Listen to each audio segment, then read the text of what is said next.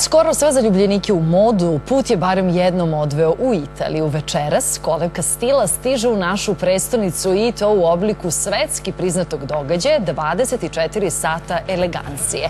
Premijera filma koji prati faze ručnog pravljenja odela i to u ateljeu najvećih napolitanskih eksperata samo je deo onoga što čeka ljubitelje estetike. Ovo su inserti iz tog filma, a naša Lana Nanovski je na mestu gde se sve ovo dešava. Da li i Srbija ima dizajnere koji mogu rame uz rame da stanu Italijanima? Reći će nam upravo ona koja se nalazi u Italijanskom institutu za kulturu gde se održava manifestacija.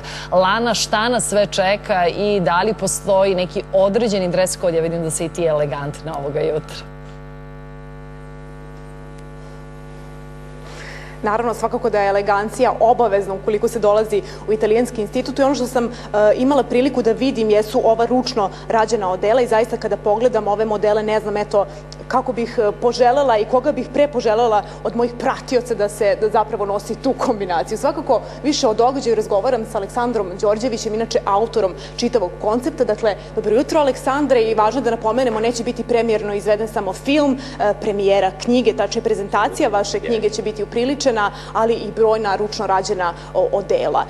Trenutno se nalazimo kod odela koje je izrađeno za 54 sati. Je li moguće to, dakle, da se za toliko kratak vremenski period izradi ovako nešto? Vidi, zavisi kratak ili dug, definitivno 54 sata jedan majstor je posvećen samo jednom klijentu, samo znači onome koji je naručio to odelo po meri. Ovo je odelo Rubinacci koje je zapravo bila glavna zvezda filma koji ćemo večeras predstaviti, koji će imati znači beogradsku premijeru, 54 sata Rubinaccija i zaista je potreban svaki minut, svaki sat rada da se urade svi ovi sitni detalji. Ako vidiš ovaj štep ovde, ova rupica za cvet, džep, a možda postavu, ovo nisi očekivala? To svakako nisam očekivala, sjajno je. Evo ima i ovako. U svakom slučaju, znači, večeras predstavljamo, zahvaljujući saradnji sa Italijanskim institutom za kulturu, jedan multimedijalni projekat koji se zove Bello e ben fatto. Na italijanskom, znači, Bello e ben fatto znači lepo i dobro urađeno, znači dobro urađeno, a mi sve ono što predstavljamo je dobro urađeno rukom, zapravo ovde je vrhunski rad u pitanju. Predstavljamo bez daljnjeg najprestižnije majstore ručnog rada iz Italije, od Rubinaccija koga smo prošli, od ovih tvojih mladića koje možeš da biraš u belom smokingu ili u ovome kariranom odelu, to je kuća Šamat, koji su apsolutne zvezde muške elegancije poslednjih 10 godina i prvi učesnici 24 sata elegancije, kultnog događaja koji je promovisao i Beograd i našu zemlju i doneo u našu zemlju nešto što do tada možda nije viđeno, to je ta elegancija ručno rađenih odela. Koliko se razlikuje naš odnos i naših dizajnera u odnosu na italijanski, prosto prema modi, prema ručnom radu? Znaš šta, definitivno da naši dizajneri sve više posvećuju pažnju ručnom radu i da se ceni sada i zna se već razlika šta je mašinski urađeno, šta je rukom rađeno. Rukom rađeno je nešto zaista što i daje zapravo jednu dodatnu vrednost bilo kom proizvodu, bilo da su u pitanju cipele, bilo da su u pitanju odelo, košulje, kravate, Viola Milano, koje ćemo prezentovati ovde, takođe. Znači, sve zajedno to vreme koje jedan artizan, jer to je ime zapravo za te majstore ručnog rada, posveti kreiranju jednog predmeta, to je ono što je zaista vredno. Vidim da je ovde sve podređeno muškarcima, ali ja predlažem da odemo i u odeljak za dame, da, ukoliko jedna dama želi da fascinira sve šta treba da nosi. Lako je sa, na primjer, šeširima Blackbird Field Zorana Smiljanića, koje ćete videti takođe ovde u ovoj sali koja se zove Handmade in Serbia.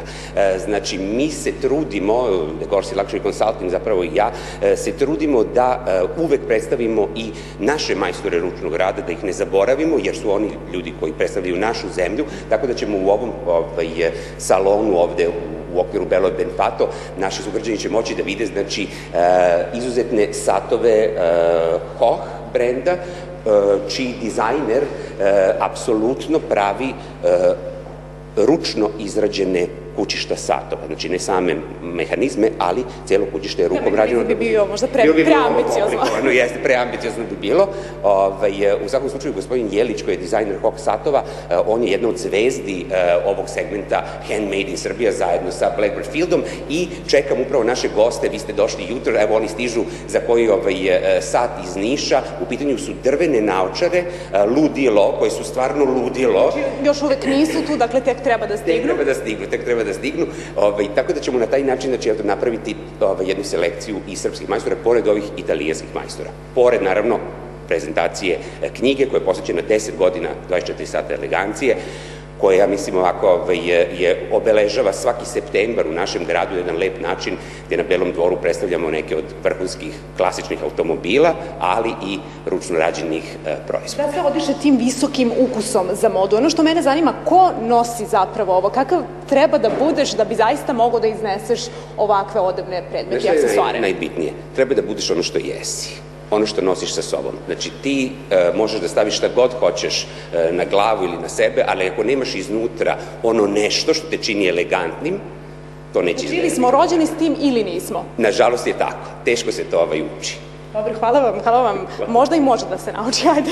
Pa evo, može knjiga ova, može da uzmemo vašu knjigu. Jeste, može da posluži sigurno, jer je to zapravo jedna selekcija vrhunskih majstora, artizana iz celog sveta koji su bili gosti 24 sata elegancije prvih 10 godina, a uvode su nam pisali neki od najznačajnijih eksperata iz oblasti luksuza i mode. Otvara nam knjigu Nino Ceruti, on je napisao jedan tekst za 24 sata elegancije, mislim Nino Ceruti, čiji je student bio Giorgio Armani. Da, onda zaista nećemo dalje ništa komentarisati. Možda može i nešto da se nauči. Hvala vam, Aleksandar, što ste govorili za jutarnji program Probudite. Dakle, večerašnje otvaranje rezervisano je samo za zvanice. Od 1. do 8. oktobra možete svratiti u Institut za italijansku kulturu i videti ove sjajne odevne predmete i naravno obući se malo elegantnije, barem da pokušamo, iako možda ne znamo